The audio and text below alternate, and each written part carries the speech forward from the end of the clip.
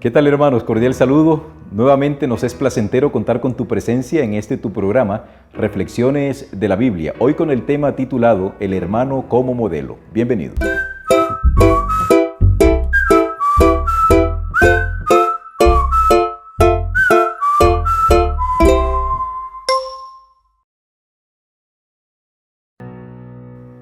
¿Sabías que la razón por la que el apóstol Pablo les escribe a los Corintios en el capítulo 5 y el versículo 1 lo siguiente?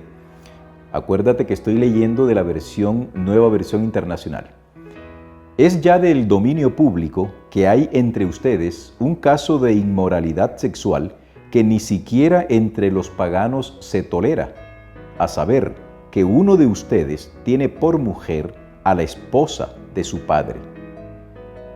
Uno se sentiría curioso de saber por qué Pablo le escribe esto a los corintios, sobre todo tratándose de una población como los corintios, que eran famosos. Tan famosos eran los corintios que había la palabra malo, malísimo, perverso, perversísimo y los corintios. Habían llegado a ser prácticamente proverbiales, ellos por su manera inmoral de ser, pero había algo que la comunidad romana no hacía. Según el orador Cicerón, prácticamente el incesto era algo inexistente en la comunidad romana. Era inaudito que eso ocurriese. Así que, ¿sabías que la razón por la que Pablo les escribe a los corintios esto es porque ni siquiera en la sociedad corintia, en la sociedad romana, que eran perversos, el incesto no se daba? El tema de la lección de hoy es el hermano como modelo. Un tema muy interesante, así como lo han sido todos los temas que hemos venido desarrollando, explicando, ampliando y comentando del repaso de la lección para este trimestre. Creo que de alguna forma u otra, nosotros los seres humanos somos modelados por contemplación. Nosotros somos transformados por contemplación. Cuando yo era pequeño, me encantaba ponerme los zapatos de mi papá. Y creo que no soy el único que haya hecho esto. Pero cuando de Jesús se trata, Dios quiere mostrarnos a Jesús como el ejemplo a seguir. Cuando Él estuvo aquí en la tierra, en el ejercicio de su misión salvífica y vindicadora del carácter de su Padre, Jesús estaba en una reunión con sus discípulos y en el Evangelio de Juan, el capítulo 14, los versículos 8 y 9, encontramos lo siguiente. En esa reunión, uno de los discípulos se le acerca a Jesús y le dice lo siguiente, Juan capítulo 14, versículos 8 y 9. Señor, dijo Felipe, muéstranos al Padre y con eso nos basta. Pero Felipe, dijo Jesús, ¿tanto tiempo llevo ya entre ustedes y todavía no me conoces? El que me ha visto a mí, ha visto al Padre. Si Jesús es nuestro hermano mayor, si Dios nos adoptó a nosotros en virtud de su Hijo Jesús, si Dios nos incorporó a su familia celestial, entonces, si Jesús es el hermano mayor, Él es el modelo perfecto de cómo es el Padre en su comportamiento con todos sus hijos. Apreciado oyente, cuando nosotros hablemos de Dios el Padre, procura no pensar en lo que algunas personas consideran de que el Dios del Antiguo Testamento es un Dios sanguinario y cruel. No es así. La evidencia más poderosa del amor, de la misericordia, de la benevolencia, de la bondad, de todo lo bueno que tú quieras, es del Padre, lo evidencia la experiencia de Jesús. Así como sabemos que hay personas que son autores de algo, Jesús es el autor de la fe. Jesús es el autor del plan de salvación. Jesús es el autor de todo, pero también es el consumador. En otras palabras, Cuando el apóstol Pablo les escribe a los hebreos, allá en el capítulo 12 y el versículo 1 en adelante, que nosotros debemos correr la carrera con paciencia, puestos los ojos en Jesús, el autor y el consumador de la fe. Como lo leíste en la lección, el vocablo que es traducido como autor también tiene el sentido de pionero. Jesús es el primero que va a darnos a todos los seres humanos la manera correcta de vivir en esta tierra. No hubo, no habrá, ni hay un ser humano que nos pueda manifestar el amor del Padre tan perfectamente como lo hizo Jesús, porque siendo Él Dios encarnado, anduvo en medio de los seres humanos, aparentemente como un ser humano más, pero demostró cómo era el accionar de Dios en ese ser llamado Jesús, que Él vino a demostrar a todo el mundo efectivamente cómo era el amor del Padre. Voy a hacer una digresión en estos momentos. Quiero hacer énfasis en algo. Algunos de ustedes nos han escrito para solicitarnos información respecto a esto de la tentación y de la encarnación de Jesús. Si debo demorarme un poco más, lo haré, pero es importante, querido oyente, que tú comprendas lo siguiente. Jesús podía ser tentado en lo que podía ser tentado. Me explico. La tentación se compone de 3 características. La primera característica es la capacidad que nosotros tengamos para realizar lo que la tentación nos sugiere. La segunda característica es el deseo que nosotros tengamos de hacer lo que la tentación nos sugiere. Y la tercera característica es la oportunidad de hacer lo que la tentación nos sugiere. Cuando estas 3 características confluyen, hay pecado, porque el ser humano, nosotros, caemos.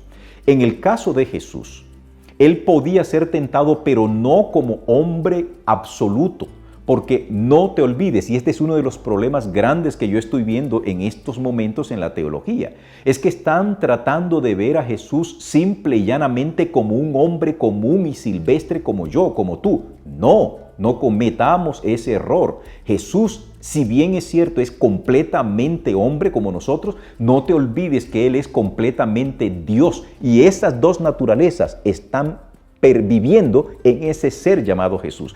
Por tanto, Jesús podía ser tentado como ser que era, como ese ser particular. De allí que cuando Lucifer se le acerca en el desierto de las tentaciones y le dice, si eres hijo de Dios, di que estas piedras se conviertan en pan. Yo te pregunto, ¿tenía Jesús la capacidad para convertir la piedra en pan? Sí. Segunda pregunta, ¿tenía Jesús el deseo de convertir la piedra en pan? No. Tercera pregunta, ¿tenía Jesús la oportunidad de convertir la piedra en pan? Sí, allí estaba la oportunidad. ¿Por qué no lo hizo? Porque precisamente para que la tentación fluya y lleve a cabo el pecado, tú y yo debemos desconectarnos de Dios. Y esa es la razón por la que Cristo salió victorioso, porque Él se mantuvo siempre aferrado al Padre. Otro elemento importante, Jesús no iba a ser tentado a bailar, no iba a ser tentado a tomar drogas o alcohol, porque Satanás sabía que en ese aspecto Él no iba a ser tentado porque no le seducía. Cristo vino en el cumplimiento de una misión especial. Por favor, no pienses que Cristo vino a esta tierra a demostrar que el hombre vendido al pecado, abyecto en el pecado, podrido en el pecado, podía guardar la ley de Dios. No se podía. Pero Cristo vino a demostrarle al universo, vino a demostrarle a los ángeles, al mismo Satanás, de que el hombre, Adán, tal cual como había sido creado, puro y sin mácula, allá en el Edén, si se hubiese mantenido fiel a Dios, no peca y guarda los mandamientos. También vino a demostrarle al mismísimo Lucifer que él, Lucifer, tal cual como había sido creado, no tenía por qué pecar. Por eso, tengamos mucho cuidado en ver a Jesús como un hombre simple y llanamente es uno más. No. Otro aspecto, cuando Cristo toma la carne humana, Cristo no toma la carne humana de Adán después del pecado. Él no tomó la naturaleza pecaminosa de Adán, moral, espiritualmente hablando, después del pecado. ¿Por qué te digo esto? Porque es que el ataque que Satanás le lanzó a Dios fue más o menos lo siguiente: así como tú nos creaste, no hay nadie que pueda guardar la ley de Dios. Nadie. Mírame a mí y mira a Adán, tampoco lo pudo guardar.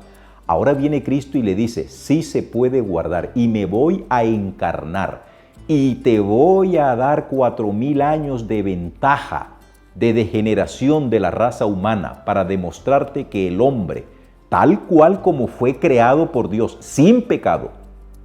Presten atención, yo no estoy diciendo que ahora nosotros, después del pecado, podamos tranquilamente y por nuestras propias fuerzas guardar la ley de Dios. No podemos. Solamente en Cristo Jesús podemos tener eso.